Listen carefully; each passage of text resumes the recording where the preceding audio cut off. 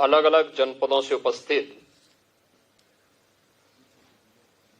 गुरुद्वारा प्रबंध समिति के हमारे सभी पदाधिकारीगण,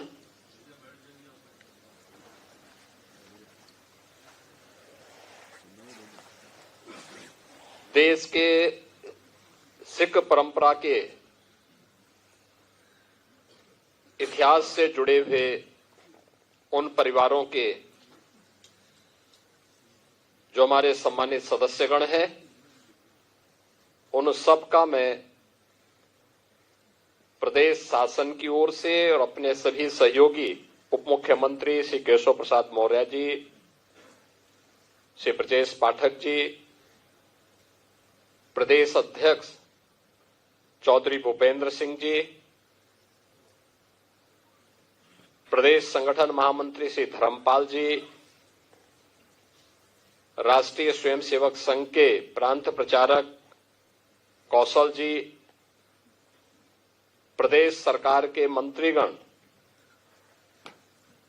हमारे यहां पर श्री सुरेश खन्ना जी, श्री स्वतंत्र देव सिंह जी, सरदार बलदेव सिंह ओलख जी, जेपीएस राठौर जी, इन सब की ओर से मैं आप सबका मुख्यमंत्री आवास पर आयोजित आज के शबद कीर्तन और अरदास कार्यक्रम में हृदय से अभिनंदन करता हूं, स्वागत करता हूं।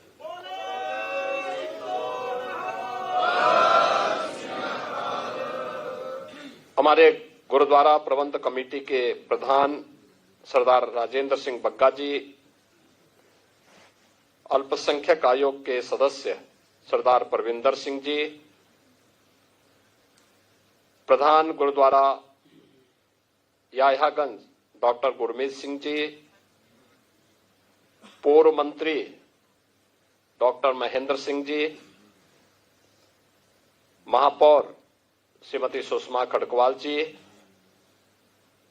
माननीय विधायक श्री राजीव कुंबर जी, माननीय विधायक डॉक्टर नीरज बोरा जी, विधान परिषद सदस्य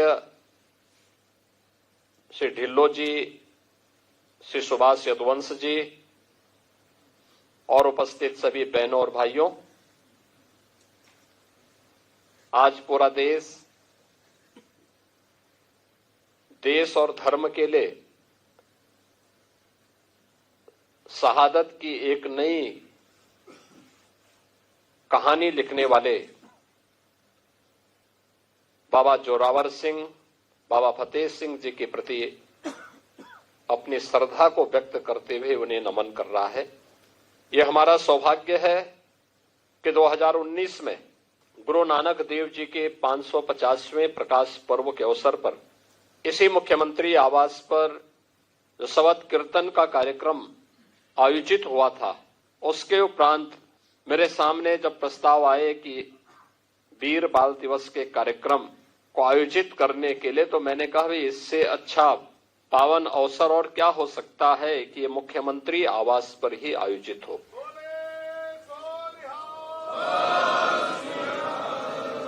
और 2020 से लेकर के लगातार 20, 21, 22, 23 में आयोजन मुख्यमंत्री आवास पर होते होते आज यह पूरे देश का आयोजन हो गया है।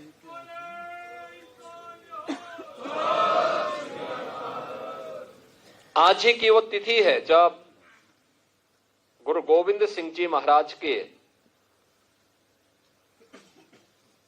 दो साहबजादे बाबा जोरावर सिंह, बाबा फतेह सिंह वजीर खां के हाथों दीवालों में चुने गए थे। चमकौर के युद्ध में दो बड़े साहबजादे बाबा अजीत सिंह, बाबा जुझार सिंह शहादत को प्राप्त हुए और माता गुजरी इन सबको बहुत अधिक समय तक बर्दाश्त नहीं कर पाए। क्या नहीं बीता था उस समय,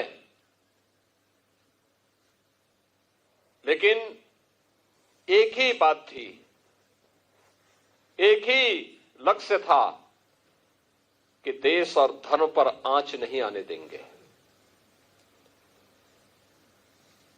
एक ही उद्देश्य के लिए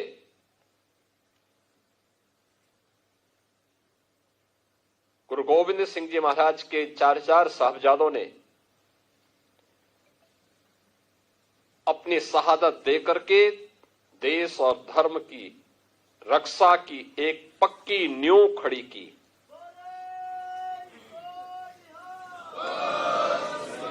जिस पर न केवल आज भी सिक्खी पंथ बल्कि पूरा देश गौरव की अनुभूति करता है, पूरी श्रद्धा और सम्मान का भाव व्यक्त करता है। और उसी सम्मान को व्यक्त करने के लिए, उसी श्रद्धा को व्यक्त करने के लिए आज हमारी पूरी सरकार भी न केवल यहां पर बल्कि हर जनपद में, हर महत्वपूर्ण गुरुद्वारा में यह आयोजन यहां से लाइव भी हो रहा है। वहां पे सभी जनप्रतिनिधि और संगठनों के पदाधिकारीगण एकत्र होकर के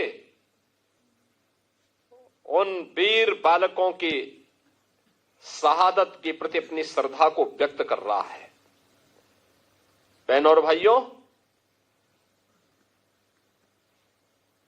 सिख पंथ की शुरुआत ही देश और धर्म के लिए गुरु नानक देव जी ने सबसे पहले बाबर के अत्याचार का विरोध किया था। कौन नहीं जानता है लाहौर में गुरु अर्जुन देव जी का बलिदान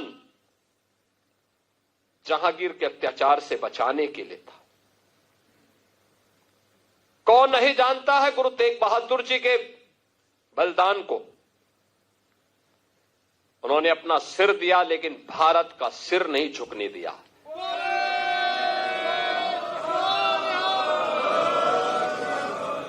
आज कश्मीर भारत का हिस्सा है और भारत का शीश बना हुआ है, इसलिए क्योंकि हमारे गुरु तेग बहादुर जी ने अपना शीश देकर के इसकी कीमत चुकाई है।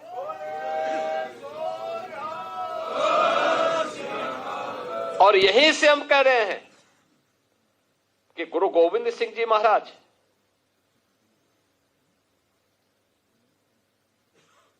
एक ऐसे पिता हैं